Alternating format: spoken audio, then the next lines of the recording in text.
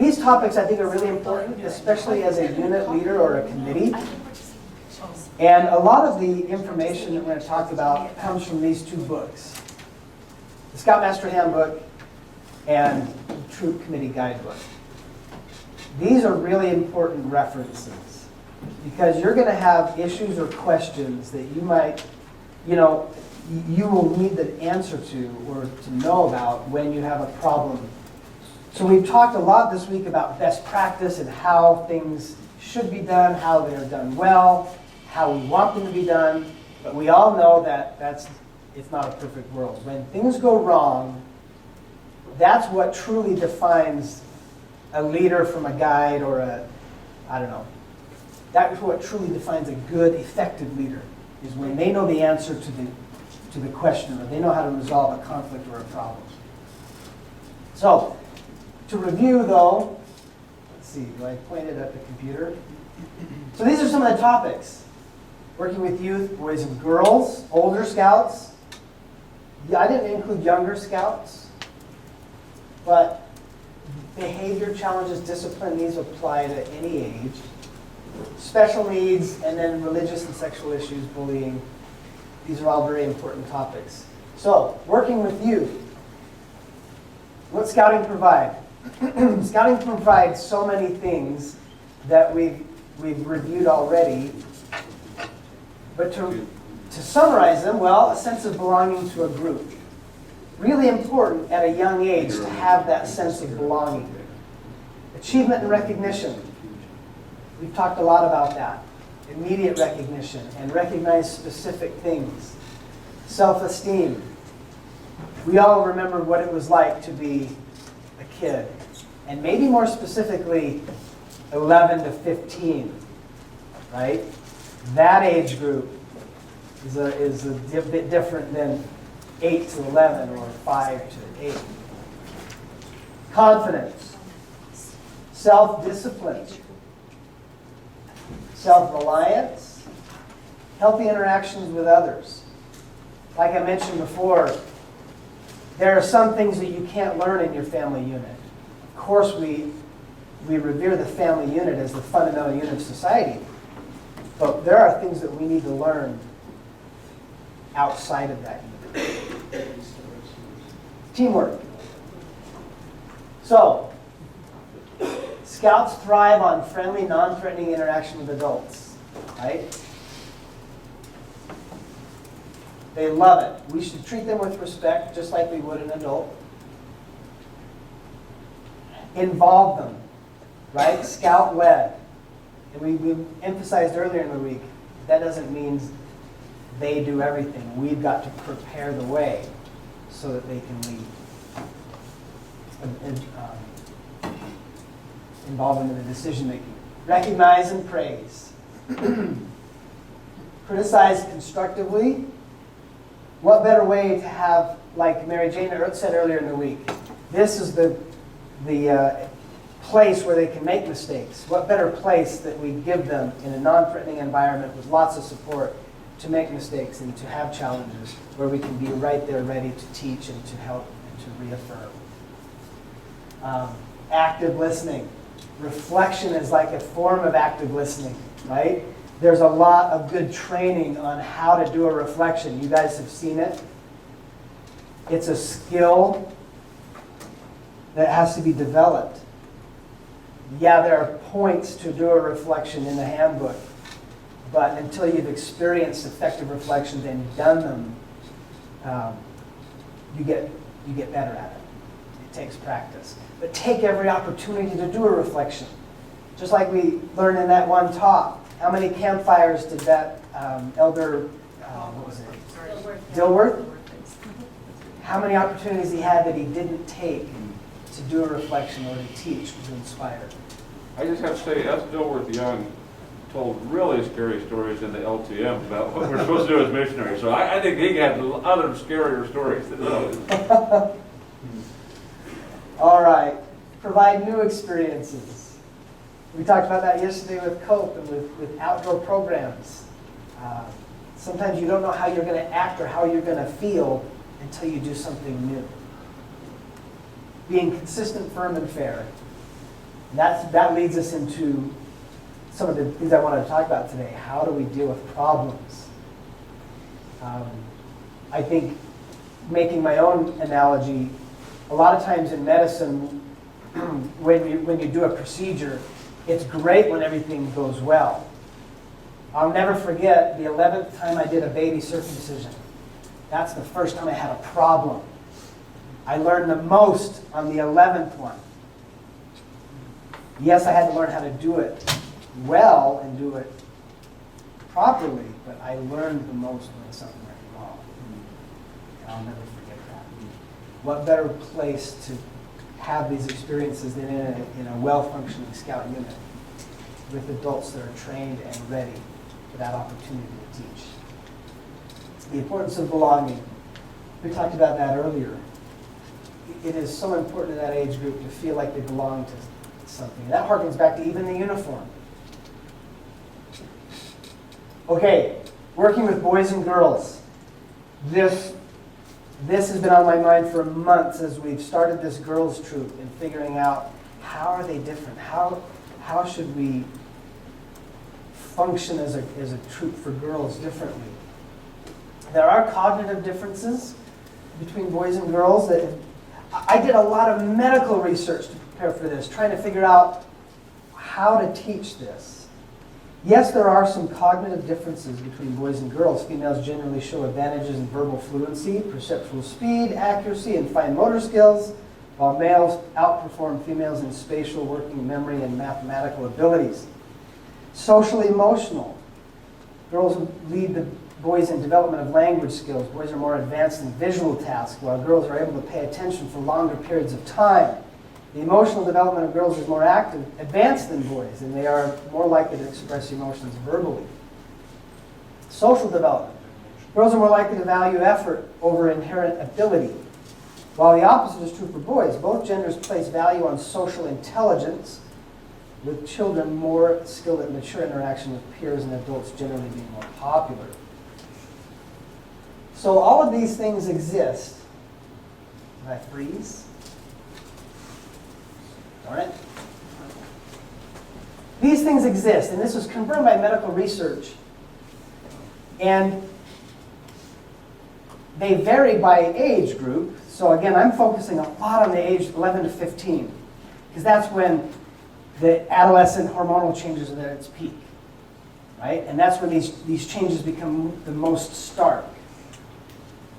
However, the point that I now want to make in that research that I've been doing about these differences, I wanted to ask the question, well, do they matter? Do they matter in scouting? Do they matter in what we're doing? And I want to show a visual representation of what I learned about that. Because a lot of these things exist in verified medical research, you have to understand how medical research is done and how these differences are measured and reported. And oftentimes I'm frustrated when I hear what I call the Tonight Show research, right? How many of you watch the Tonight Show? Or from Johnny Carson to Jimmy Fallon, right? How do they start the monologue? They always stand up and say, well, a new study by such and such showed that this, and then they make a joke about it, right?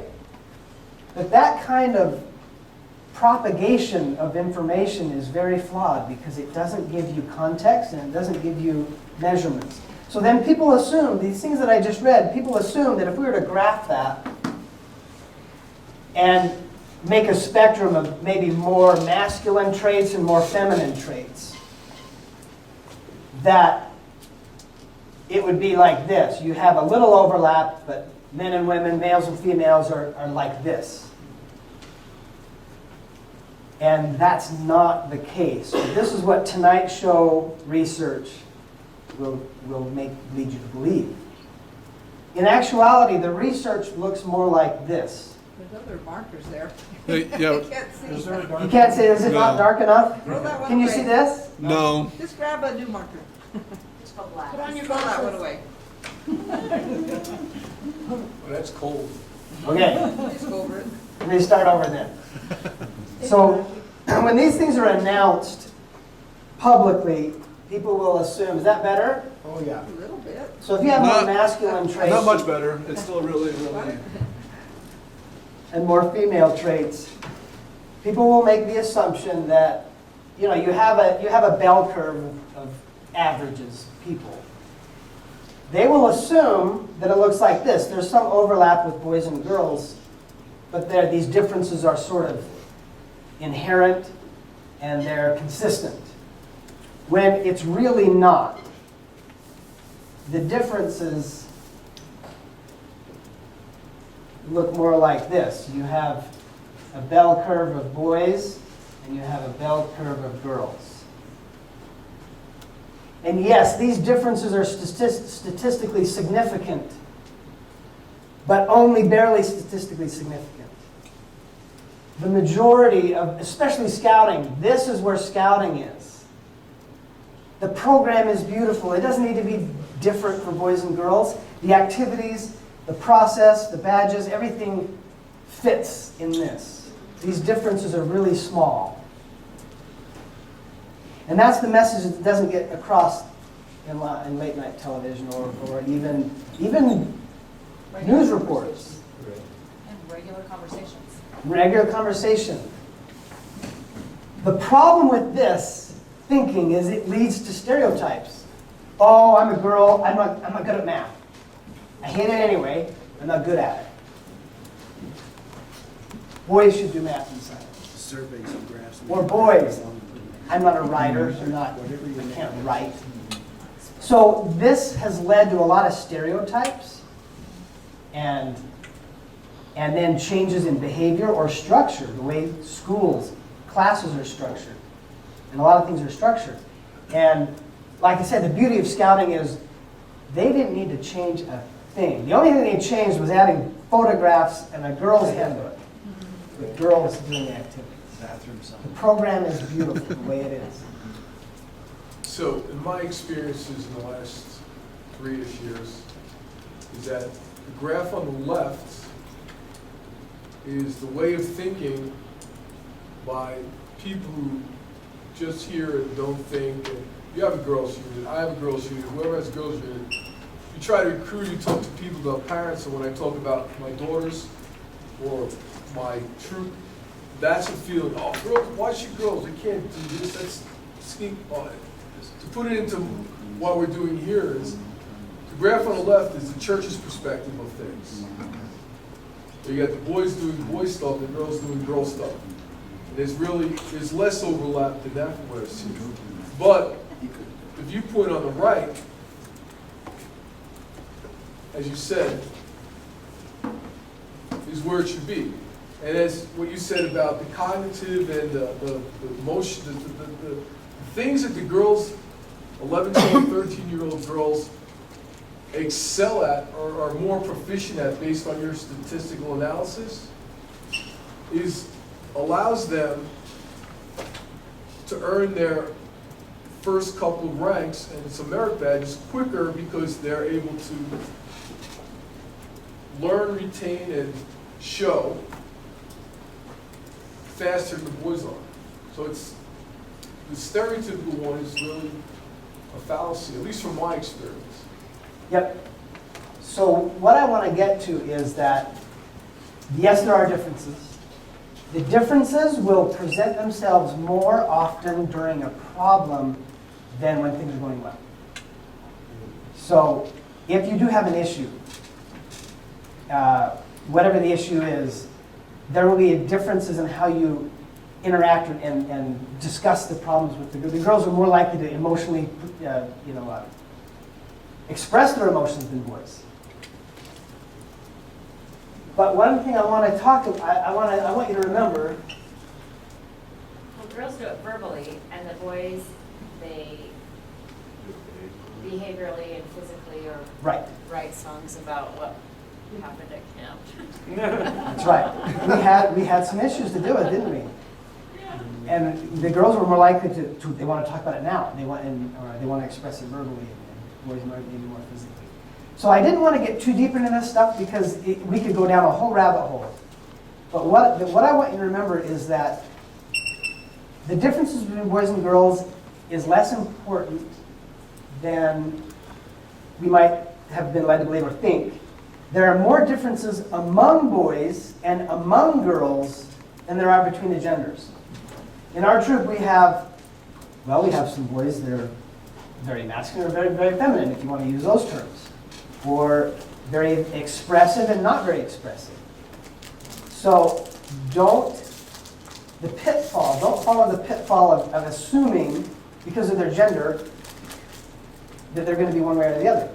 Treat everyone as an individual. In my medical training, I remember the resident above me was trying to be so good and said, I don't look when I get the patient chart, I don't look at the insurance because I don't want to treat them differently and I don't want to be biased and everything. And I said, well, I just want to treat everybody the same. And I thought, okay, I get what you're trying to say. You don't want to bias your judgment based off of this. But at the same time, you can't ignore it. You do have to know what the insurance. I can't prescribe something your insurance is going to pay for. What good does that do? So you do need to look. You need to eliminate bias or reduce bias, but you got to treat everybody different. Everybody is an individual. Don't treat everybody the same. If you're a doctor that treats everybody the same, you are not doing your job right. You treat everybody as an individual. You assess their needs. You assess their personality or their temperament individually. And I think scouting, as a leader, you have the same role. You get to know your scouts, and you treat them with respect, and you meet them where they meet. Because there are more differences in their age groups, and more differences among boys and among girls than there are between the genders themselves.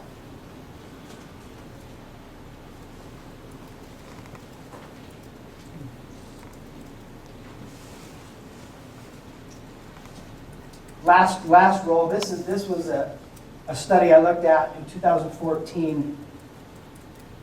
A meta-analysis. In medicine, a meta-analysis where researchers look at studies that have been done and compile them and compare them. This study compared 406 studies on gender differences and said, we found evidence for significant but very small gender role consistent gender differences overall.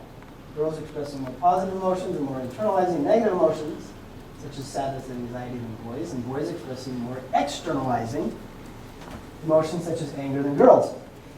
So it's back to this. This is what I want you to remember. Yes, there are differences. But for our role in scouting, they're very small. And if we just treat every scout, and adult for that matter, as an individual, and use the compassion and use the tenets of the Scout Law in our interaction with them, use the spirit, you will be more effective and you'll be capable. You don't need to be a researcher and a psychologist. I have a question about that. What do you get called out on that? Like you do at home, right? You do at home, Evelyn's your favorite now. You don't treat her different than me, right? What do you get? Oh, why are you treating this boy in your troop differently than you treat me? How do you, if you get called out on that, how do you respond to that? Sounds like you need more information. Sounds like you have a great opportunity for a conversation. Sounds like you have a good opportunity to ask questions So and have a what do you mean reflection. by that? How do you see that? How do you... Exactly. And do you explain why? I mean, Matt, I have an example of that, You- if that's okay. Okay? so do you explain why? Say, hey, like my kid, who I said he wanted to do the ACE, didn't want to do the ACE program, he wanted to do merit band. I said, hey, you have a drawer full of merit band cards. You haven't completed it. You're not going to earn like 3 or 4 more. This is something you're never going to be able to. We're not doing it again. So you're better suited for this. Is this that type of explanation, or? I don't know. So I've been accused of babying Tolman. I'm sure you guys have all seen Tolman. He's a teeny little guy, and man, and his troop will tease it. They're like, "You are a mama's boy." Da da da. And finally, I talked to him. I said, "What what makes him a mama's boy? I'm like, do I serve him his dinner? Do I tuck him in bed and his 10 at night? And they're like, no, no, no. I'm like, the only thing he needs is when he comes and finds me, he hugs me. Big old hug. And I said, physical touch makes him happy and makes him feel loved. And he did not get that in that entire activity you guys did. So he came to me and he got a hug. Anyone else need a hug? Danielle hugs me every time she sees me, your daughter. Because once you find out, so then once I started explaining, I said, I try and find out what your needs are. I said, most of you do not want to hug me. And that is fine. I said, I don't treat you all the same because you don't want to be treated the same. And once they realized, oh yeah, she's not doing mom things. I never do mom things for them other than hugging. You gotta tell Tolman to smack those kids, and that way they'll stop. Yeah. Oh, wait, am I allowed to say that in this? I have new problems in the troop if that came up. Corey, you have it. I hope I was that- just saying, I think it's okay to, like, my latest example is with my 2 teenagers I brought here. Sadie, 16, more shy, quiet, but loving, very respectful Christian, argumentative, not always respectful, talks back, and so he'll once in a while say, oh, you love Sadie more than me, right? This is your kid, right? No, I love all my kids, but I have no problem telling him, well, the reason you feel that or appears that way to you is because she is more, easier to get along with than you are at times. So I'll be the first to admit that's more enjoyable to spend time with somebody who is, friendlier, nicer, whatever word you want to say, than someone who's talking back, arguing, that kind of stuff. So say it in a nice way, but explain if it appears that you think I love this person more than you or like this person more than you, this might be why you're perceiving that. It doesn't change my love for you versus her, Right. but the behaviors you're exhibiting are not conducive that's to awesome. equal amount of But will enjoyment. that work with a group of boys or girls? So, If they're, you listen, treat if they're nice calling and you, if they're calling you out and asking, then they can take the answer. I'm just concerned, I also think it's fine to be like, do we want an honest conversation right now, or do you want an accusation? So I'm like, I feel like you're accusing me of something. Can we sit and actually talk about this? Or are you just being silly? Because sometimes they say things and they're just, and They're it's not just as deep. teasing and. So sometimes it's good to just find out, Clarify. like, is this a real, like, do we really want to talk about this? Like, but like also making sure you're setting up for, this is now time for an honest conversation, for Right. honest feelings. and me being me, there's a lot of levity between, you heard even in my Sunday school the other day, there's a lot of levity in between fact talking, because that's just who I am. I try to keep everybody loose, and that may be construed the wrong way. I'm not negative to these kids, but thank you, I appreciate that. I have some things to take back with me now. Yes, Scott. By the way, this is my bread and butter, social science research and things, and I completely agree with you. And we all should understand statistically significant does not mean significant. It's just a way to throw away the null hypothesis. And so you have said it just right. I agree completely. My daughter is tougher, my oldest daughter is tougher than any guy in any way. When I need to load hay, I want Lee, just to do it. But I think some of the strength, and by the way, if you've been lucky to have several horses at a time in your life, doesn't mean you take a smart quarter horse if you've got to go on a tough trail or rope something. But if you've got to go long and fast, you take the one that's maybe a rescued thoroughbred. That doesn't mean you don't like this one, you don't like that one. It just means this one won't buck going downhill or will watch his head, So everyone's different, and we're going to allow that to happen. But here's the strength, it seems to me. We as the, I'm thinking as a unit leader, as a scoutmaster, shouldn't be at the center of that discussion. How do they get a senior patrol leader? How do they get patrol leaders? How do they plan? Who does that stuff? That's, it's girl-led and boy-led, girl-planned and boy-planned, and we should kind of not be in that firefight. It feels to me, it should be that, well, you guys agreed you wanted to do this. Wait, well, this is how, this is how you got your senior patrol leader, and this is how to do it. Maybe I need to teach differently, but, so I think part of it is that they shouldn't be talking about that this much anymore. That's the old LDS, troops, but the Boy Scout troops, we're guys on the side a little farther back. And so let the boys and the girls learn it together. Thank you. Thank you so much. One quick note, again, knowing the handbook Just like a bishop has, the bishop's gonna get questions like, well, what happens when the sealing and then this happened? They've gotta know that these difficult questions. So let's talk about why we have different troops for girls and boys. We can now have co-ed packs, Some places, we can't do it everywhere. not everywhere. Because I want to do it as soon as you can. Well, it's co-ed pack. Co-ed pack, not Oh, co-ed packs, dens. yeah, sorry. So we- I want co-ed dens. And then- Our dens meet at the same time, and the girls and the boys meet at the same time, same place. But they're not in the same den, or they are in the same den? In Um, Scout Book, are they in the same den? They're No. in But are you the, one of the pilots? Are we allowed I to don't do that? believe we're pilot, I would have known, but, So you do things together, but we they choose are to in do den, but things they're in different together, the dens. girls and boys in each of the dens. And each Can of we do the, that? in each of the dens, however you wanna So, set it up. so my unit is an example of that. Because of lack of adult leadership, we have them broken up into girl and boy dens, but when they get to their scout craft, they work together, and there's always Leadership, what does that mean? Lack of leadership, 'cause lack Adult. of adult leaders. Yeah. So to have a textbook pack, you need 20 adult leaders, right? I don't know. Yeah, you have 5. You Wouldn't that be lovely? No, you have 5 dens.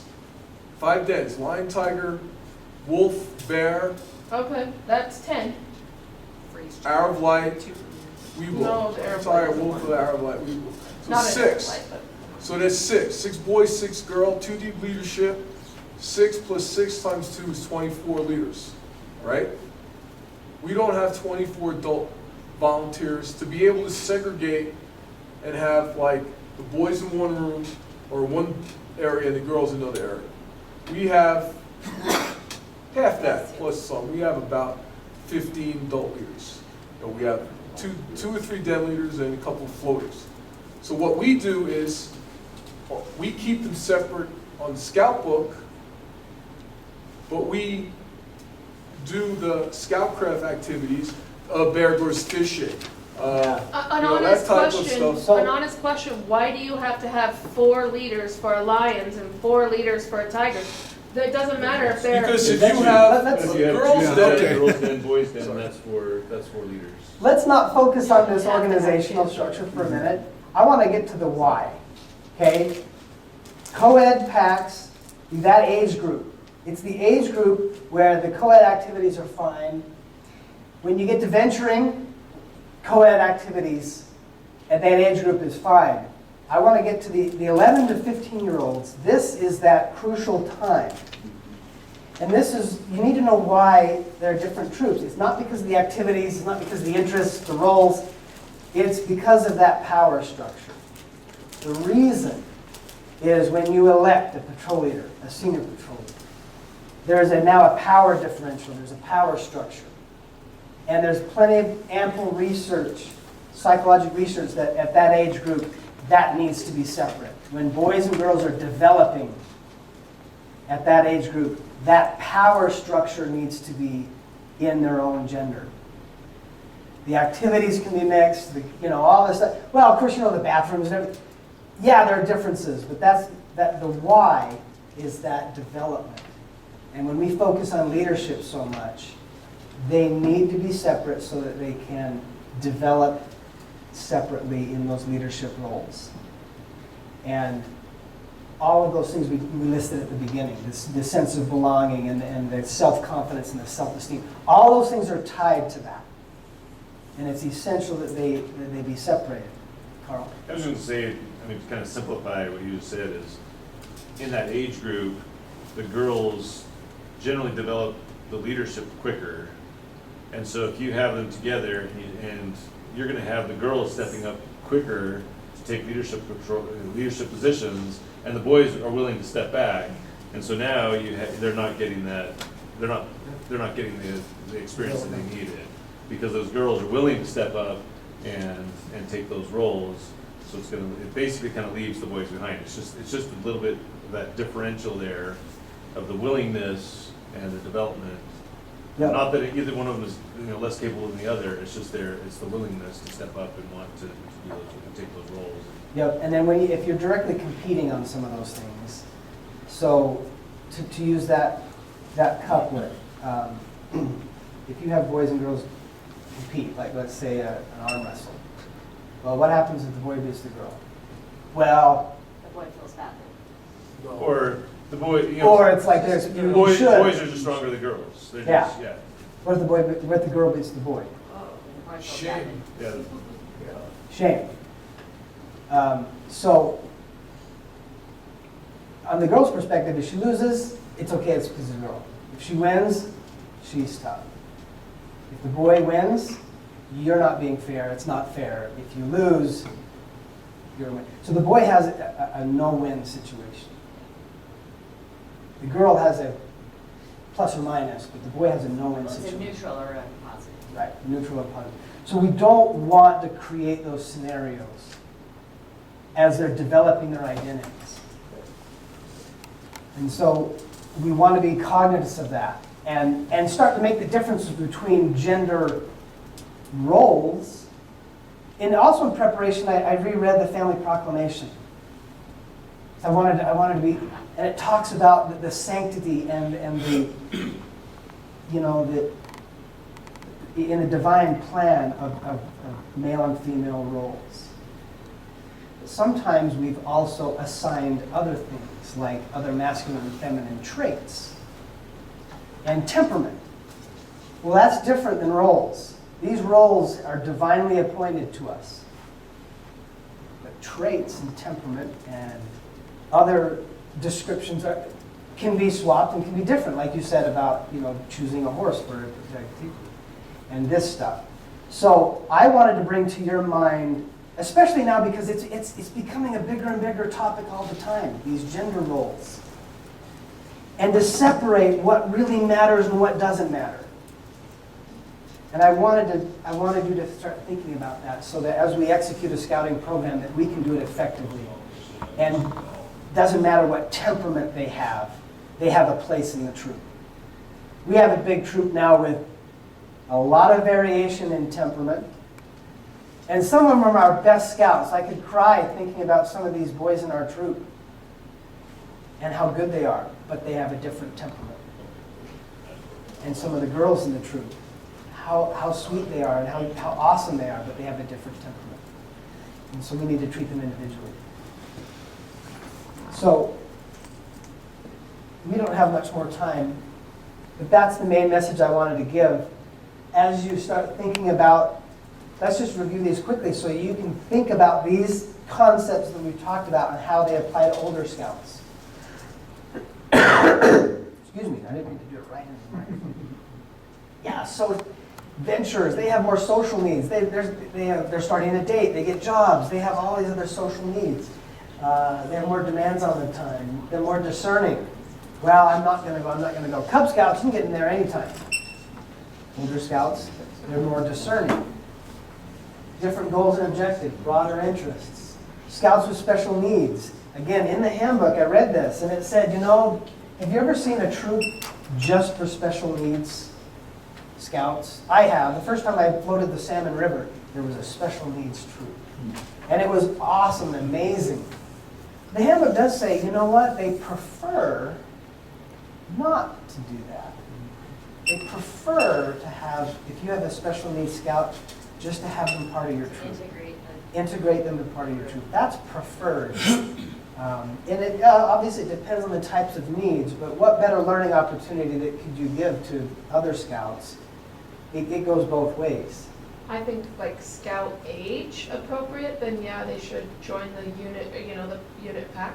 We have in northern Utah like an ageless scout unit. There could be 60, 70 with special needs, and they still continue to scout every single week.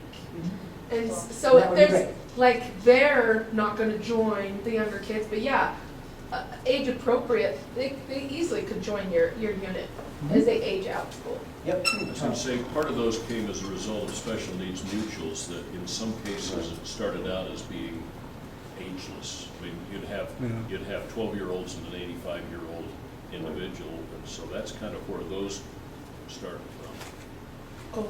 So anyway, I want you as leaders to know some of what that says, but obviously all of this is depends on the situation. Interfaith, look at this picture. We had a great activity last December, an interfaith hike. And someone's not looking at my slides. There's one person in particular who's just not looking at my slides.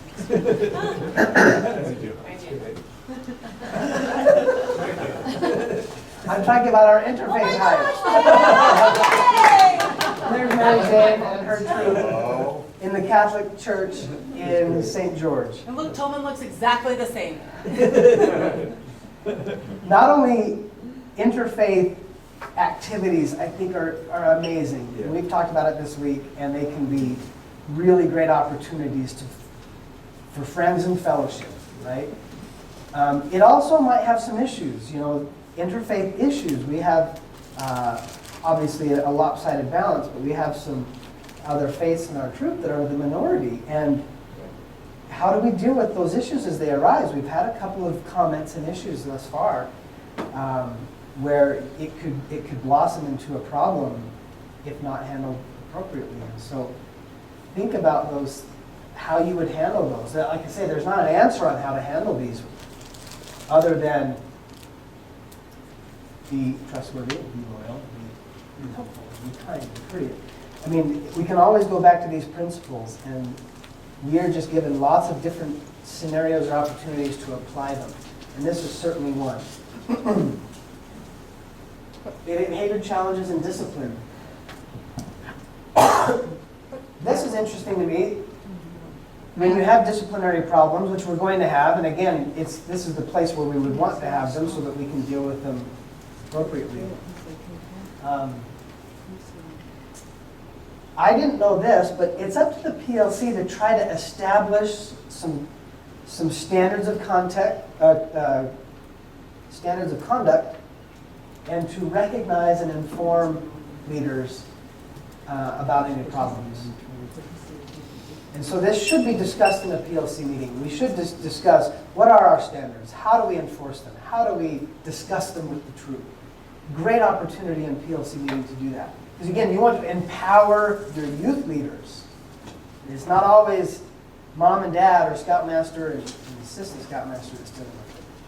So the PLC implies patrol leader council, which is the youth members of the troop involved in the process of deciding what are accepted or unaccepted behaviors.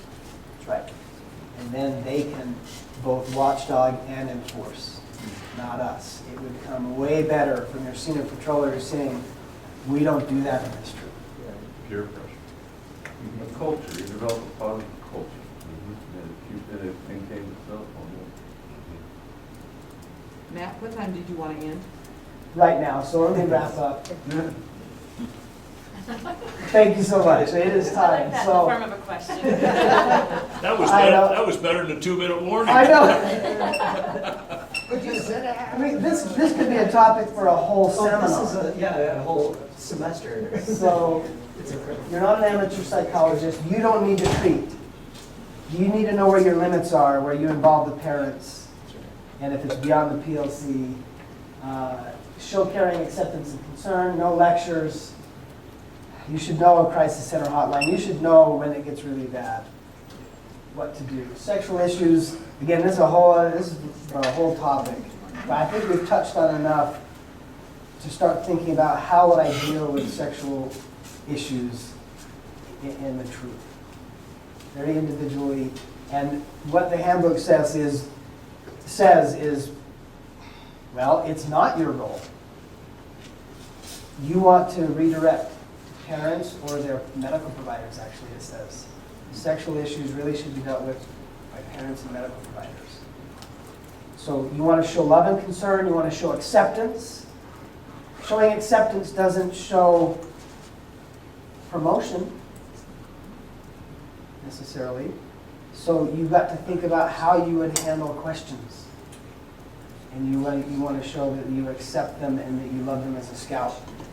But you should talk about that with your parents or your medical providers. Bullying, again, another topic for a whole session. but the same principles apply, and that's what I'll end with. If you show love and concern, individual attention, and go back to the principles that we espouse, you can handle it. So, thank you for listening. I hope this helps you in your troops and your families and everything.